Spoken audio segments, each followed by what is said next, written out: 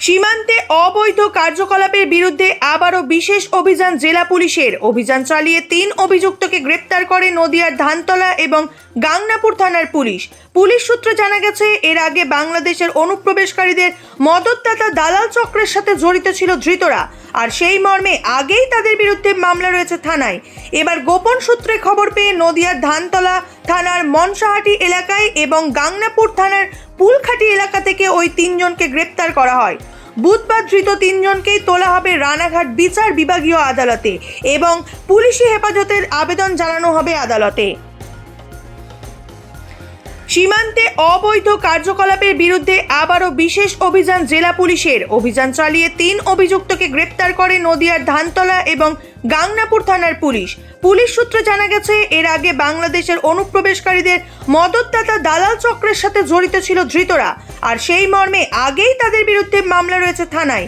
এবার গোপন সূত্রে খবর পেয়ে নদিয়ার ধানতলা থানার মনসাহাটি এলাকায় এবং গাংনাপুর থানার পুলখাটি এলাকা থেকে ওই 3 জনকে গ্রেপ্তার করা হয়।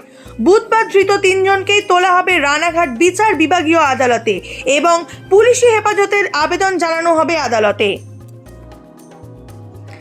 সীমান্তে অবৈধ কার্যকলাপের বিরুদ্ধে আবারও বিশেষ অভিযান জেলা পুলিশের। অভিযান চালিয়ে 3 অভিযুক্তকে গ্রেপ্তার করে নদিয়ার ধানতলা এবং গাংনাপুর থানার পুলিশ।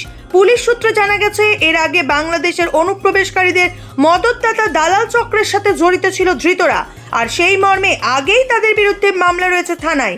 এবার গোপন সূত্রে খবর পেয়ে নদিয়ার ধানতলা থানার মনসাহাটি এলাকায় এবং গাংনাপুর থানার পুলখাটি এলাকা থেকে ওই 3 জনকে গ্রেপ্তার করা হয়। বুধবার ধৃত 3 জনকেই তোলা হবে রানাঘাট বিচার বিভাগীয় আদালতে এবং পুলিশি হেফাজতের আবেদন জানানো হবে আদালতে।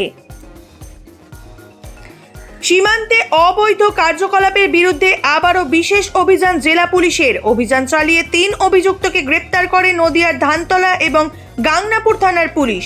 পুলিশ সূত্রে জানা গেছে, এর আগে বাংলাদেশের অনুপ্রবেশকারীদের মদতদাতা দালাল চক্রের সাথে জড়িত ছিল ধৃতরা, আর সেই মর্মে আগেই তাদের বিরুদ্ধে মামলা রয়েছে থানায়। এবার গোপন সূত্রে খবর পেয়ে নদিয়ার ধানতলা থানার মনসাহাটি এলাকায় এবং গাংনাপুর থানার পুলখাটি এলাকা থেকে ওই 3 জনকে গ্রেপ্তার করা হয়।